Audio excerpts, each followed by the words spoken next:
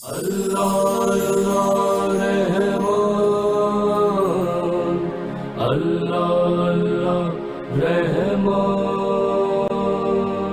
اللہ اللہ رحمان۔ بسم اللہ الرحمن الرحیم۔ السلام علیکم ناظرین، آپ دیکھ رہے ہیں پروگرام ماہ رمضان معارف قرآن میں آپ کا میزبان محمد ارسلان فاروق۔ آج ہم بات کریں گے عظمت قرآن کے موضوع کے اوپر۔ قرآن پاک ایک ایسی کتاب ہے جو تمام انسانیت کے لیے ہدایت کا منبع ہے، جس کو مسلمان کے لیے خاص طور پر پڑھنا بھی ثواب ہے، جس کو دیکھنا بھی ثواب ہے، جس کو پڑھانا بھی ثواب ہے، جس کو سننا بھی ثواب ہے۔ قرآن پاک ایک مکمل ضابطہ ہمیں مہیا کرتا ہے۔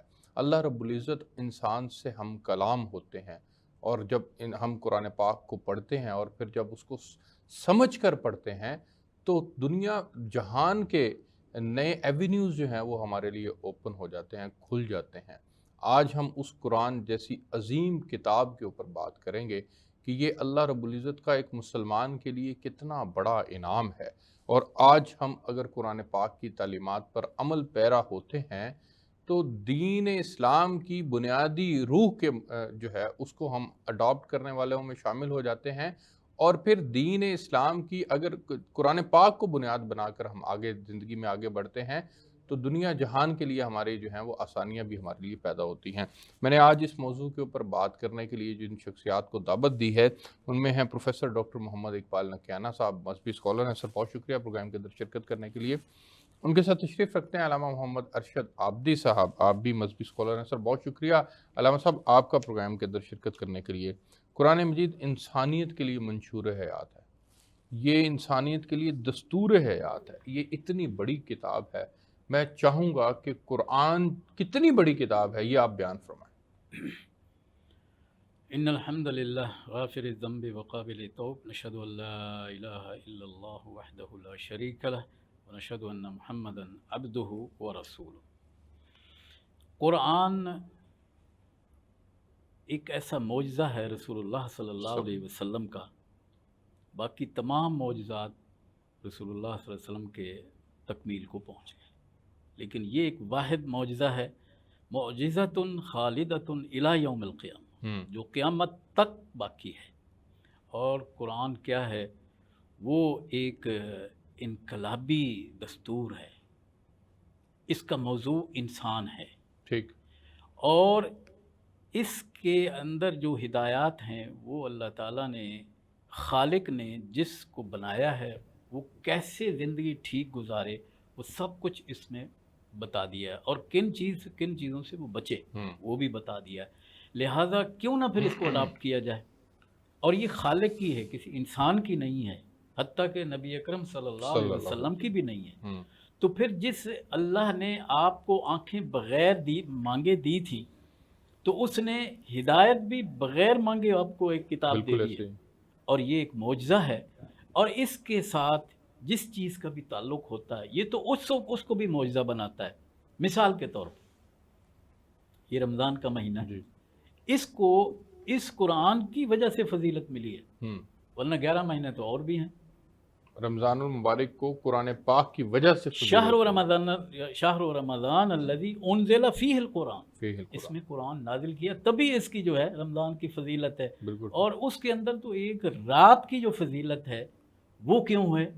لیلۃ القدر کی فضیلت کیوں کہ اس رات میں یہ قرآن نازل ہوا، تو کوئی رشتہ ہے اس کے ساتھ۔ بالکل ٹھیک۔ پھر وہ پہاڑ، وہ غار جہاں پہلی وحی آئی ہے قرآن کی، غار ہیرا، وہ کوئی خوبصورت پہاڑ نہیں ہے، جن لوگوں نے حج کیا، عمرہ کیا، دیکھا سنگلاخ پہاڑ ہے، بالکل ایسے، لیکن اس کا کالے پہاڑ، ہر مسلمان اس غار ہیرا، جبل ہیرا کا نام لینا فخر سمجھتا ہے۔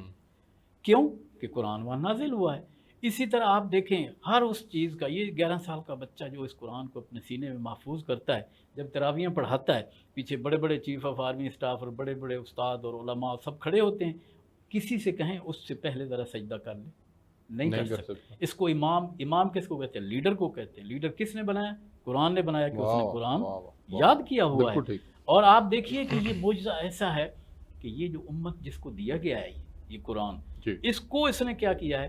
کنتم خیر امت اخرجت للناس تأمرون بالمعروف وتنہون عن المنکر، تم بہترین امت ہو، اس لیے کہ قرآن جو ہے تمہیں دیا گیا ہے اور تم امر بالمعروف کا حکم دیتے ہو اور نہی عن المنکر سے روکتے ہو. یہ اس کا ٹارگٹ ہے اس قرآن کا کہ نہی عن المنکر امر بالمعروف. کچھ لوگوں کو یہ غلط فہمی ہے، وہ کہتے ہیں وامر بالمعروف، نہی عن المنکر کو چھوڑ دیتے ہیں. نہیں، اس کا مطلب ہے کہ وہ قرآن کے آدھے میسج کو کنوے کر رہے ہیں، آدھے کو نہیں کر رہے.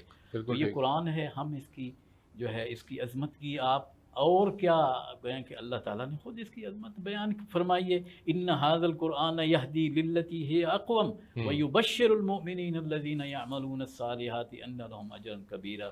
یہ کتاب جو ہے، یہ قرآن جو ہے، یہ خوشخبریاں دیتا ہے ان لوگوں کو جو عمل صالح کرتے ہیں اور سیدھا راستہ دکھاتا ہے، اسٹریٹ وے. بالکل ٹھیک. اس میں ناکامی ممکن نہیں ہے اور یہ انسانی زندگی کی کامیابی کی ضمانت دیتا ہے. انسانی زندگی کی کامیابی کی ضمانت دیتا ہے. علامہ ارشد عابدی صاحب، میں آپ کے پاس جانا چاہوں گا اور آپ سے جاننا اور سیکھنا چاہوں گا کہ یہ قرآن ایسی کتاب ہے جو کہ نہ صرف انسانوں کو بلکہ جنوں کو بھی جو ہے وہ رہنمائی فراہم کرتا ہے. اور پھر اس کے متعلق یہ آتا ہے کہ یہ اللہ کی صفت ہے، مخلوق نہیں ہے قرآن پاک. اور جیسے ڈاکٹر صاحب نے فرمایا کہ یہ معجزہ ہے. قرآن پاک اتنی عظیم کتاب ہے جو کہ جن و انس کے لیے ہدایت کا ذریعہ ہے، پھر پورے انسانیت کے لیے ہدایت کا ذریعہ ہے. میں آج کا مسلمان جو ہے وہ قرآن پاک کی اتنی عظیم کتاب ہمارے درمیان ہونے کے باوجود ہم اس کی عظمت کو کیوں نہیں سمجھ پا رہے؟ بسم اللہ الرحمن الرحیم، الصلاۃ والسلام علی اہلہا، اما بعد. بسم اللہ الرحمن الرحیم. وما خلقت الجن والانس الا لیعبدون. اللہ رب العزت ارشاد فرماتے ہیں کہ میں نے جن و انس کے دو گروہوں کو پیدا نہیں کیا مگر صرف اس لیے پیدا کیا ہے کہ وہ میری عبادت کریں، اور عبادت بدون معرفت ممکن نہیں ہے. اس لیے علماء مفسرین لکھتے ہیں لیعبدون سے مراد لیعرفون ہے. العمل بغیر علم ضلال. علم ہو لیکن ایسا عمل جو علم کے بغیر ہو، ایسی عبادت جو علم کے معرفت کے بغیر ہو، قرآن کی رہنمائی کے بغیر ہو، وہ گمراہی تو ہو سکتی ہے، عبادت اور عمل نہیں کہلا سکتی. لہٰذا جہاں تک اس قرآن مجید کا معجزہ ہونا ثابت ہے، وہیں پہ بسم اللہ الرحمن الرحیم اللہ رب العزت نے ارشاد فرمایا ہے الف لام میم ذالک الکتاب لا ریب فیہ ھدی للمتقین. یہ ایسی کتاب ہے قرآن مجید لا ریب فیہ، جس میں ذرا برابر ریب، شک کی، تردد کی، کنفیوژن کی گنجائش تک نہیں ہے. ھدی للمتقین، یہ متقین کے لیے ہدایت ہے. وَھدی للناس وبینات من الہدی والفرقان. یہ ہدایت صرف متقین کے لیے نہیں ہے، تمام انسانیت کے لیے ہدایت ہے. اور صرف انسانیت کے لیے ہدایت نہیں ہے، جن و انس کے لیے ہدایت ہے. اللہ نے فرمایا کہ میں نے جن و انس کے لیے هو الذی خلق لکم ما فی الارض جمیعا، بالکل میں نے سب کچھ تمہارے لیے پیدا کیا، جن و انس کے لیے. اور جن و انس کو پیدا کیا ہے اپنی معرفت اور عبادت کے لیے. جب تک اللہ رب العزت کی قرآن سے ہم معرفت نہیں لیں گے، اللہ رب العزت کا تعارف قرآن سے نہیں لیں گے، اس وقت تک ہم صحیح معنی میں اللہ رب العزت کی عبادت نہیں کر سکتے. قرآن مجید لا آف لائف ہے، قانون زندگی ہے، ضابطہ حیات ہے. قرآن مجید کے اندر 6666 آیات ہیں تقریباً.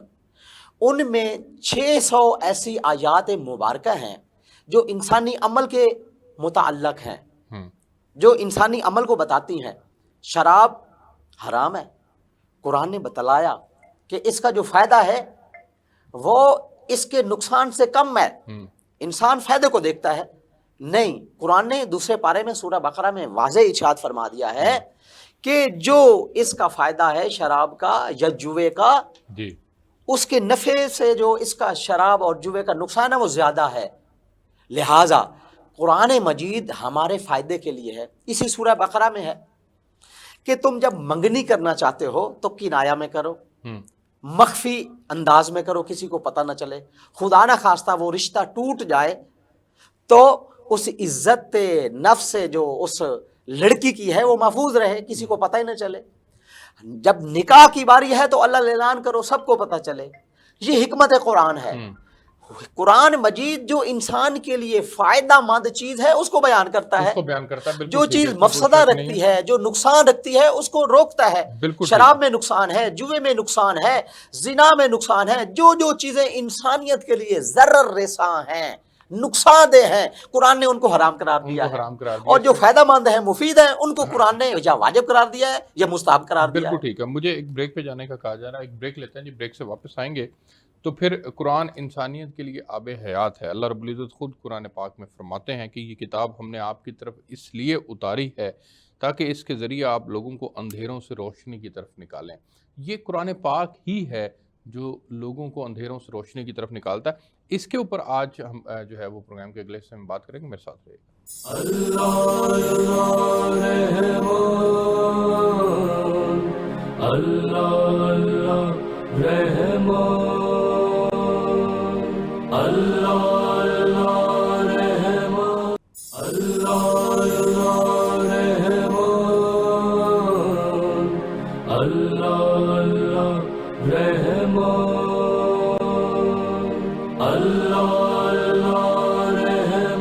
جی ویلکم بیک ناظرین۔ ڈاکٹر صاحب، قرآن پاک دنیا کے اندر سب سے زیادہ پڑھی جانے والی کتاب ہے۔ یہ اللہ رب العزت کا خاص انعام ہے کہ یہ قرآن پاک مسلمانوں کے لیے ہے خاص طور پہ، اور مجموعی طور پر یہ ساری انسانیت کے لیے ہے۔ لیکن یہ سب سے زیادہ نہ صرف پڑھی جانے والی کتاب ہے بلکہ یہ قرآن جو ہے وہ انسانیت کے لیے آب حیات بھی ہے۔ اللہ خود قرآن میں فرماتے ہیں کہ آپ لوگوں کو اس کے ذریعے سے اندھیروں سے روشنی کی طرف نکالیں۔ تو یہ جو اندھیرے سے نکالنا ہے روشنی کی طرف، یہ اس کے پیچھے کون سا فلسفہ تھا، کون سی سوچ تھی، اور وہ کون سے اندھیرے ہیں جن سے انسان کو نکالا جاتا ہے اور روشنی کی طرف لے کے جایا جاتا ہے؟ اگر ہم قرآن کے نزول کی تاریخ کو دیکھیں جی تو بالکل اس کو ایک عام آدمی بھی سمجھ سکتا ہے۔ جس وقت قرآن نازل ہوا ہے، کیا پرسنٹیج ہے مکہ کی آبادی میں لکھے پڑھے ہونے والوں کی؟ ایک روایت میں آتا ہے 10 تھے، ایک میں آتا ہے 11۔ 10 1,000 11,000 اس وقت آبادی تھی، تو یہ تو کوئی پرسنٹیج نہیں ہے۔ جب کہ قرآن نے آ کر انہی لوگوں کو ایڈریس کیا سب سے پہلے، تو گویا کہ یہ جن کے بارے میں آج بھی کہتے ہیں دور جاہلیت ہے، اس دور کو قرآن سے پہلے کو کیا کہا جاتا ہے؟ دور جاہلیت۔ بالکل۔ تو جاہلیت جو ہے اس سے کس نے نکالا ان کو؟ وہی لوگ جو اس میں رہ رہے تھے، جو ایک دوسرے کے خون کے پیاسے تھے، جو صدیوں جنگیں کرتے تھے۔ اس قرآن نے آ کے جب اس کو انہوں نے سمجھا تو اس نے نکالا۔ پھر باپ اور بیٹے میں فرق کر دیا اس نے۔ باپ ایمان لے آیا، بیٹا کفر پر تھا، باپ نے بیٹے کو قتل کیا ہے، اور یہ اصل چیز ہے جو اس قرآن نے سمجھائی ہے۔ دیکھیے، سب سے پہلے اس قرآن کو سمجھانے کے لیے جو رسول اللہ صلی اللہ علیہ وسلم نے جو یونیورسٹی قائم کی ہے اسی معاشرے میں جہاں لوگ لکھنا پڑھنا نہیں جانتے تھے، وہ جس کو ہم کہتے ہیں دار ارقم، اس میں کس چیز کی تعلیم ہے؟ روایات یہ کہتی ہیں کہ حضور اکرم صلی اللہ علیہ وسلم انہی لوگوں کو جو سارا دن بھیڑ بکریاں چراتے تھے پہاڑوں پر، وہ تو کوئی خوبصورت پہاڑ بھی نہیں ہے، انہی لوگوں کو، بھیڑ بکریاں چرانے والوں کو اللہ کے رسول نے اس کتاب کو سمجھایا۔ اور پھر وہ ایک وقت آیا کہ وہی جو ہے 2 سپر پاور کو، رومن امپائر، ایرانی امپائر کو ایک ہی وقت میں حضرت عمر رضی اللہ عنہ کے دور میں ڈیمیج کر دیا گیا۔ ہمیشہ کے لیے وہ پھر نہیں اٹھ سکے۔ تو تاریخ سے کس نے نکالا؟ جہالت کی تاریکی سے، ظلمات سے کس نے نکالا؟ اسی نے نکالا۔ آج بھی یہ کتاب جو ہے آج کے سائنٹسٹ کو بھی یہ چیلنج کرتی ہے، بتاؤ تمہارے پاس جو انفارمیشن ہے جو میرے پاس ہے، ذرا کمپیئر کو۔ سائنٹسٹ فرانسیسی جو ہے مورس بکا ہے، وہ یہ خود کہتا ہے کہ جب وہ مسلمان ہوا بعد میں، وہ کہتا ہے کہ جب میں اس آیت کو پڑھا وجعلنا الشمس ضیاء والقمر نورا، کہ جب اللہ فرماتا ہے کہ ہم نے شمس، سورج کو ضیاء بنایا، ضیاء کا معنی لائٹ ہے انگریزی میں، وجعلنا القمر نورا، اور قمر کو کیا بنایا؟ چاند کو کیا بنایا؟ نور بنایا۔ نور معنی بھی لائٹ ہے اور ضیاء معنی بھی لائٹ ہے۔ ایز اے سائنٹسٹ اس نے جب ریسرچ کی، اس نے کہا یہ وہ سمجھتا تھا کہ یہ کتاب محمد صلی اللہ علیہ وسلم کی ہے، बिल्कुल ठीक। उसने कहा ये कैसे हो सकता है कि 14 सदियां पहले एक आदमी जो है वो एक ऐसी जगह जो खुद भी लिखना पढ़ना नहीं जानता, तो हुजूर सल्लल्लाहु अलैहि वसल्लम उम्मी है ना, तो वो कैसे ये फ़लसफ़ा जो आज पेश किया जा रहा है कि वो लाइट जो रिफ्लेक्टेड है सूरज की, उसको जो है ये कह रहा है नूर, और जो ओरिजिनल है उसको ये ज़िया कह रहा है, तो ये कैसे हो? बिल्कुल ठीक। तो इसके बाद उसने समझा ओहो ये तो मोहम्मद सल्लल्लाहु अलैहि वसल्लम की किताब ही नहीं है, वो तो किसी यूनिवर्सिटी में नहीं पढ़े, और इसका मतलब ये है कि ये किसी और की किताब है और वो अल्लाह ताला है। गोया कि अपने हर तजर्बे की बुनियाद वो कुरान पे रखता था और उसका रिज़ल्ट ठीक निकला उसका। बिल्कुल ठीक। ये है कैसे साइंसदानों को भी ज़ुल्मात से निकालता है ये। और जो क्योंकि कुरान जो है इसमें ना सिर्फ, इसमें मैं आपकी बात काट रहा हूँ, इसमें ना सिर्फ ये लोगों को जुल्मात से निकालता है, बल्कि ये मेरे सामने कुरान पाक की एक आयत है जिसका तर्जुमा मैं आपके सामने रखता हूँ। आप फरमा दीजिए कि बिलाशुबा इस कुरान को रूहुल कुद्स यानी जिब्राइल अलैहिस्सलाम आपके रब की तरफ से लाए हैं ताकि ये कुरान ईमान वालों के ईमान को मजबूत करे, और ये कुरान फर्मा बरदारों के लिए हदायत और खुशखबरी है। अब यहाँ पर एड्रेस किया गया है ईमान वालों के ईमान को मजबूत करना, और फिर फर्मा बरदारों के लिए हदायत और खुशखबरी है। अब इसमें फर्मा बरदारों को कोटेड इन कोटेड जो है वो बात मैं जानना चाह रहा था, वो तो फिर इससे मुराद यही है कि ये पर्टिकुलरली मुसलमान, और मुसलमान भी वो जो अमल करने वाला है, उसके लिए ये आगे फर्दर जो है वो हदायत और खुशखबरी है। जी, असल में कुरान जो है अगर हम इसका गहरा मुताला करें तो कुरान एक जगह एक चीज़ जो है वो मुख्तसर बताता है, फिर दूसरी जगह ख़ुद अपनी तशरीह करता है। उसको मुफस्सिरीन ये कहते हैं युफस्सिरुल कुरान बाज़हु बाज़ा, ये अपनी तशरीह ख़ुद भी करता है। मसलन जैसे मौलाना ने अभी पढ़ा ना हुदल लिल मुत्तकीन, वहाँ से बज़ाहिर नज़र आता है अच्छा ये तो हिदायत पर हिदायत मुत्तकीन के लिए है, काफिरों के लिए नहीं। लेकिन आप आगे जाएंगे तो वहाँ आपको ये पता चलेगा कि वहाँ ये सारी दुनिया वालों और फिर कहीं पर ये मोमिनीन को मुखातिब कर रहा है, कहीं पर मोहसिनीन को कहता है, कहीं पर इंसानियत या नास की बात की जा रही है। तो ये पूरे कुरान के ऊपर आपको नज़र रखना होगा। बिल्कुल ठीक कि वो यहाँ असल में हर आयत और हर सूरत का एक रेफरेंस है, पहले बिल्कुल वाक़या हुआ है, उसके रेफरेंस को अगर आप नहीं समझेंगे तो कुरान नहीं समझ सकेंगे। मैं आगे बढ़ना चाहूँगा। अल्लामा साहब, कुरान का बुनियादी पैगाम क्या है? अगर हम समझना चाहें कि जी कुरान का ये बुनियादी पैगाम है तो आप उसको किस तरह से बयान करेंगे? बिस्मिल्लाहिर्रहमानिर्रहीम। इन्ना नहनु नज़्ज़लना ज़िक्रा व इन्ना लहु लहाफ़िज़ून व लक़द यस्सरनल कुरआना लिज़्ज़िक्र फ़हल मिन मुद्दकिर। अल्लाह रब्बुल इज़्ज़त इरशाद फरमा रहे हैं कि हमने ज़िक्र को, इस कुरान मजीद को नाज़िल किया, हम ही इसके मुहाफ़िज़ हैं। ज़िक्र यानी सरापा नसीहत, सरापा एडवाइस, ये हिदायत है, ये नसीहत करने वाला है कुरान। तो हमने कुरान को नसीहत के लिए भेजा है और हम इसके मुहाफिज हैं। बिल्कुल ठीक। तो गोया हमने, फिर कुरान ने दूसरी जगह इरशाद फरमाया कि वलक़द यस्सरनल कुरान लिज़्ज़िक्र, नसीहत हासिल करने वाले के लिए हमने कुरान को आसान बनाया है। फ़हल मिन मुद्दकिर, बस कौन है जो इस कुरान से नसीहत हासिल करे। तो ये कुरान सरापा नसीहत है, हमारी हिदायत के लिए है, हमारी रहनुमाई के लिए है, हमें अंधेरे से रोशनी की तरफ ले जाने के लिए है। और मेरे जैसे नबी को इरशाद हुआ कद जाकुम मिनल्लाहि नूरुन व किताबुम मुबीन, यकीनन तुम्हारे पास नूर आया और किताब मुबीन आई। तो जिस तरह रसूल सरापा हिदायत है, इसी तरह कुरान मजीद भी सरापा हिदायत है, किताब मुबीन भी सरापा हिदायत है। ला रतबिन वला याबिसिन इल्ला फी किताब मुबीन, कोई खुशकुतार ऐसा नहीं है जिसका जिक्र कुरान मजीद में ना हो।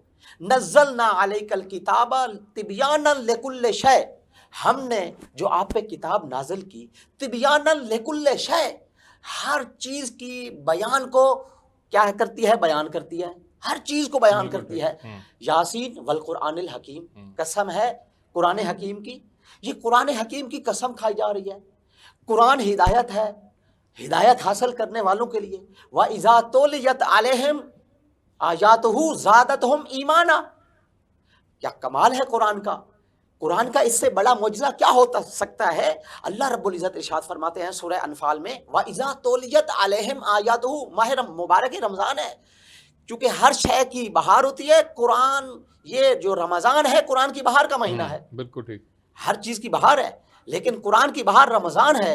اللہ کے نبی فرما رہے ہیں کہ یہ جب بہار ہے قرآن، وَإِذَا تُلِيَتْ عَلَيْهِمْ آيَاتُهُ، جب اس مہینے میں، بہار کے مہینے میں قرآن کی آپ آیات کی تلاوت فرمائیں گے، زادتہم ایمانا، آپ کے ایمان کو 4 چاند لگ جائیں گے، آپ کا ایمان بڑھ جائے گا، آپ کا ایمان اور مستحکم ہو جائے گا، آپ کا ایمان اتنا اقوا اور مستحکم ہوگا کہ آپ اللہ رب العزت کے قریب ہو جائیں گے.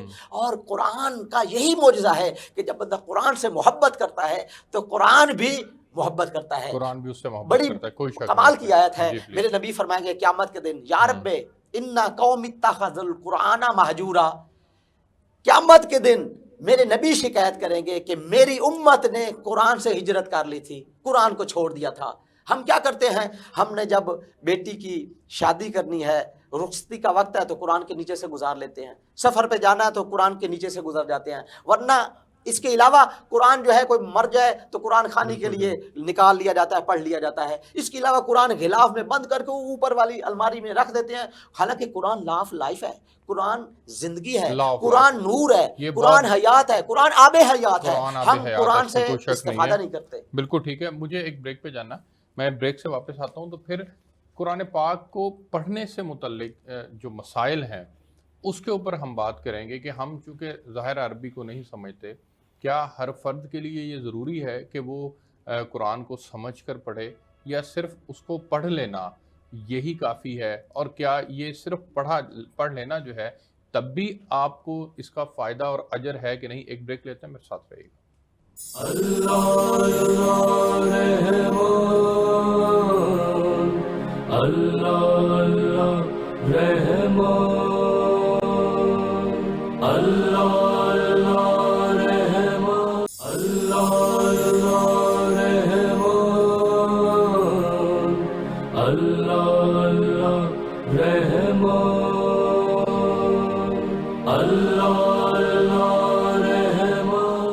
جی ویلکم بیک ناظرین. ڈاکٹر صاحب، سب سے پہلے قرآن کو صرف دیکھ کے پڑھ لیا یہ کتنا فائدہ مند ہے؟ حضور اکرم صلی اللہ علیہ وسلم نے فرمایا کہ من قرأ الفا ومن فلہ حسنہ، ٹھیک، وکل حسنۃ بعشر امثالہ، جس نے الف پڑھا، لام اور میم، تو اس کو جو ہے نا وہ نیکیاں ملیں گے، 10 ملیں گے، تو 30 ہو گئیں. آپ اس کے جو حروف ہیں اگر آپ اس کو ملٹیپل کریں تو 3,26,000 حروف. ٹھیک، کتنا ثواب صرف پڑھنا، صرف دیکھ پڑھنا، کے، کوئی معنی نہیں. ٹھیک. اور اگر معنی اگر آپ سمجھ کے پڑھیں تو پھر تو اس کا تو بتایا ہی نہیں. اچھا، کچھ لوگ صرف ترجمہ پڑھتے ہیں، وہ ترجمہ پڑھنا بھی فائدہ ہے؟ ثواب کے اعتبار سے میں پوچھ رہا ہوں. ویسے تو اس ترجمے سے ہی بنیادی طور پر تمام ایوینیوز کھلیں گے. روشنی اگر کسی نے لینی ہے تو اس کو سمجھ کے پڑھے گا ہی تو اس کو روشنی ملے گی.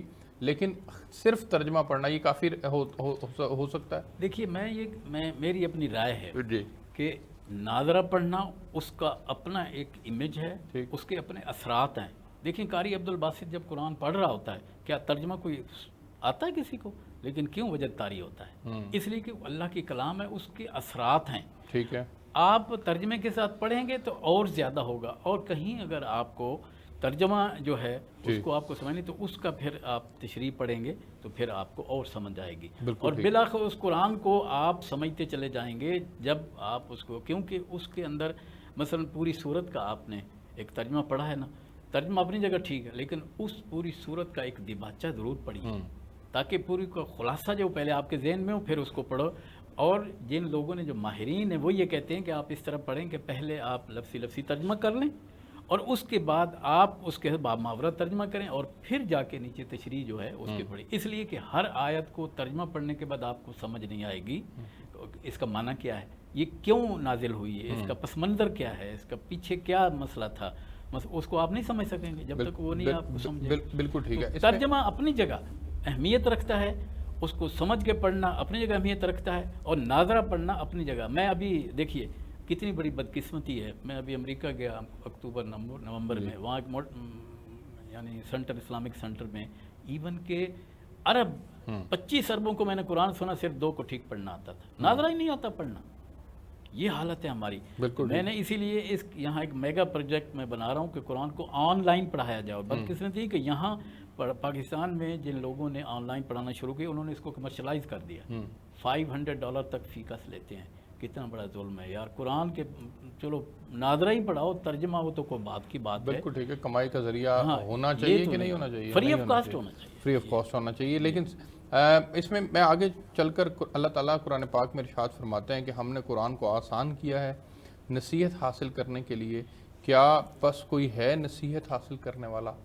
اب اس میں جو نصیحت ہے وہ سب کے لیے ہے. مجموعی طور پر اگر ہم اٹھا کے دیکھیں تو اللہ رب العزت کا جو قرآن پاک کے اندر جو اللہ رب العزت پورا واقعات بیان کرتے ہیں, پھر اس کی تشریح ہے جس طرح ڈاکٹر صاحب نے بھی فرمایا, نصیحت سے بھرا ہوا یہ قرآن پاک ہے. اب چونکہ پروگرام کے آخری حصے کی طرف ہم بڑھ رہے ہیں تو میں یہ جاننا چاہوں گا آپ سے کہ حضور نبی کریم صلی اللہ علیہ وسلم نے اس قرآن پاک کو پڑھنے والے کے لیے جو انعامات کا وعدہ کیا ہے, جو اس کے فضائل کے اوپر آپ صلی اللہ علیہ وسلم نے توجہ دلائی, روشنی ڈالی ہے, اس کے اوپر آپ روشنی ڈالیے گا تاکہ ناظرین کے لیے اور ہم سب کے لیے اس میں شوق پیدا ہو کہ ہم نے قرآن پاک کو پڑھنا ہے. بہت اچھا, ماشاءاللہ. بالکل قرآن مجید کی آیت ہے جیسے میں نے ابھی پڑھی بھی ہے, وَلَقَدْ يَسَّرْنَا الْقُرْآنَ لِلذِّكْرِ فَهَلْ مِن مُدَّكِرٍ. ہم نے قرآن مجید کو آسان بنایا ہے نصیحت حاصل کرنے والے کے لیے. فَهَلْ مِن مُدَّكِرٍ, کوئی ہے جو اس سے نصیحت حاصل کرے. جب ہم قرآن مجید سے نصیحت حاصل کریں گے, قرآن مجید کو پڑھیں گے, وہاں پہ ہمارے ایمان میں اضافہ ہوگا. وہاں پہ اور بھی اس کے فوائد ہیں. اس سے کیا مثلا قرآن مجید خود اس چیز کو بیان فرماتا ہے, وَنُنَزِّلُ مِنَ الْقُرْآنِ مَا هُوَ شِفَاءٌ وَرَحْمَةٌ لِّلْمُؤْمِنِينَ وَلَا يَزِيدُ الظَّالِمِينَ إِلَّا خَسَارًا. اللہ فرماتا ہے وَنُنَزِّلُ مِنَ الْقُرْآنِ مَا هُوَ شِفَاءٌ.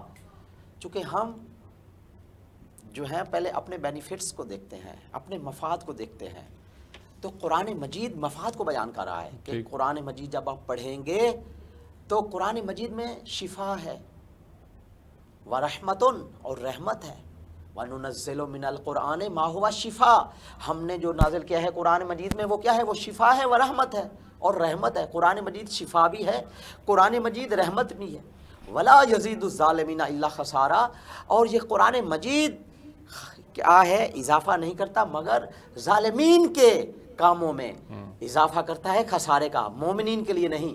مومنین کے لیے جو قرآن مجید کے اوپر ایمان رکھتے ہیں ان کے لیے شفا ہے, ان کے لیے رحمت ہے, ان کے ایمان کو بڑھاتا ہے, ان کے نور ایمان میں اور اضافہ کرتا ہے, ان کی جو ظلمات ہیں جہالت کی ان کو ختم کرتا ہے, ان کو کم کرتا ہے, ان کو اللہ کے قریب کرتا ہے, اور کیا کرتا ہے؟ مومنین کو, انسانیت کو رسول کے قریب کرتا ہے, اللہ کے قریب کرتا ہے. اور دیکھیں قرآن مجید اتنا بڑا معجزہ ہے کہ اللہ نے کہا کہ تم تمام کلا ان اجتماعت الجن والانس, تمام جن و انس مل بھی جائیں تو اس قرآن جیسا قرآن نہیں لا سکتے. پھر کہا قل فاتوا بعشر سور من مثلہ, تم 10 صورتیں جیسی اس جیسی لا سکو, نہیں لا سکے. پھر کہا قل ان کنتم فی ریب مما نزلنا علی عبدنا فاتوا بسورۃ من مثلہ وادعوا شہداءکم من دون اللہ ان کنتم صادقین.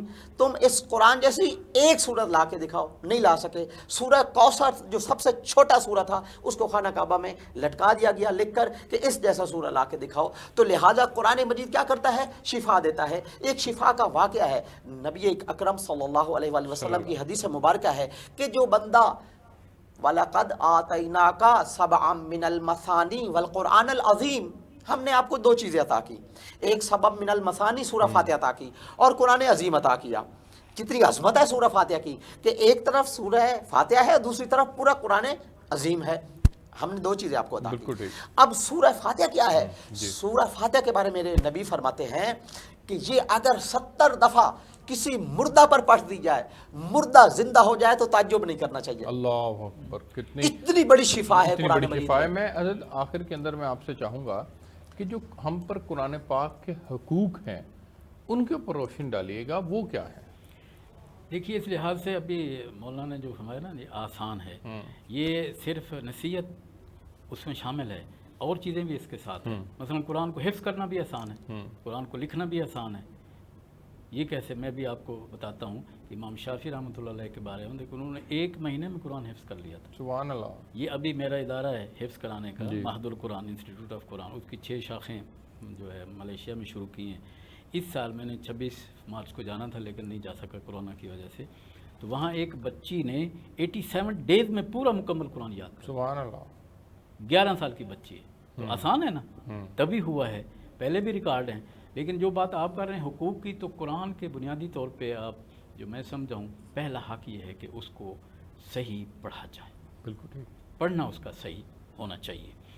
اور دیکھیے آپ کا جو انجام ہونے والا ہے نا، وہ بھی پڑھنے کی بنیاد پہ ہے. حضور صلی اللہ علیہ وسلم نے فرمایا کہ قیامت کے دن جب انسان جنت میں داخل ہو جائے گا، داخل کر دیا گیا، اب اس کا درجہ کیا ہے؟ اللہ تعالیٰ فرمائیں گے کہ اقرا، قرآن پڑھ، ورقع، اور یہ درجے چڑھ، ورتل اور ترتیل کے ساتھ قرآن پڑھ، اور تیرا مقام آج وہی ہوگا جہاں تیری یہ آیت آخری مکمل ہو جائے گی. تو پڑھنا جو ہے اس کو صحیح، یہ اس کا پہلا. ہمیں پڑھنا ہی نہیں آتا، یعنی ناظرہ ہی نہیں آتا.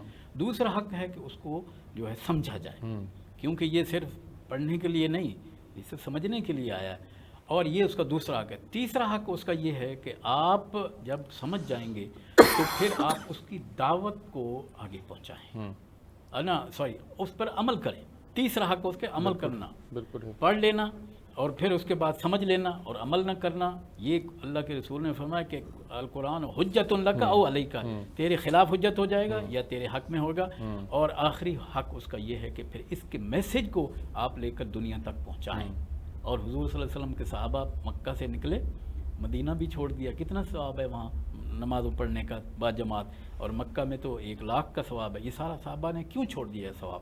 اس لیے کہ اس کی دعوت کو دنیا تک پہنچانا، تاکہ اللہ کی زمین پر اللہ کا قرآن، اس کا قانون نافذ ہو. تو کہاں چلے گئے؟ افریقہ چلے گئے، چین چلے گئے. تو دعوت پہنچانا یہ اس کا حق ہے. اگر دعوت نہیں پہنچائیں گے تو پھر یہ قرآن آپ کے خلاف ہو جائے گا. بالکل ٹھیک ہے، یہ قرآن خلاف ہو جائے گا. میں آخر کے اندر میں چاہوں گا کہ ہمارے لیے جو مجموعی طور پر کرنے کے جو کام ہے، ان ڈاکٹر صاحب نے بھی اس کے اوپر روشنی ڈالی.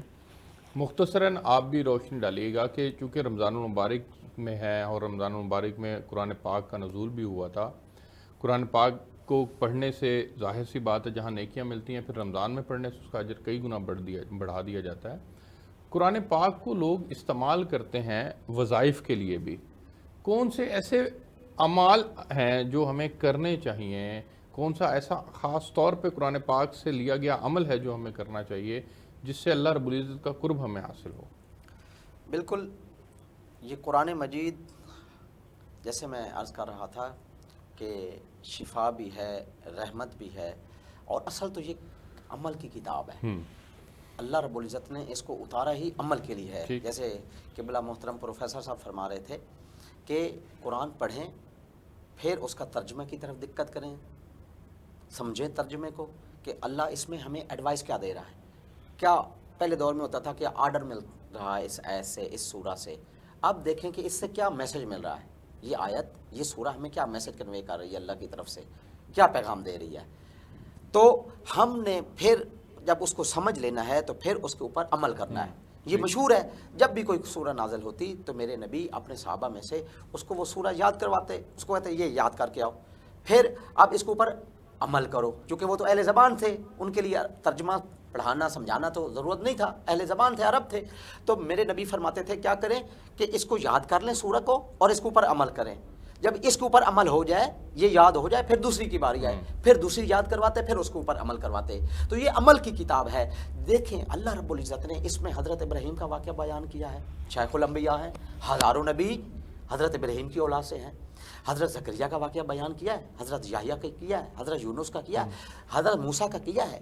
تمام انبیاء کے یہ واقعات جو قرآن مجید میں کیوں بیان کیا ہے، ان کی لاجک کیا ہے، ان کا ریزن کیا ہے، ان کا سبب کیا ہے کہ تمہارا ایمان بڑھے.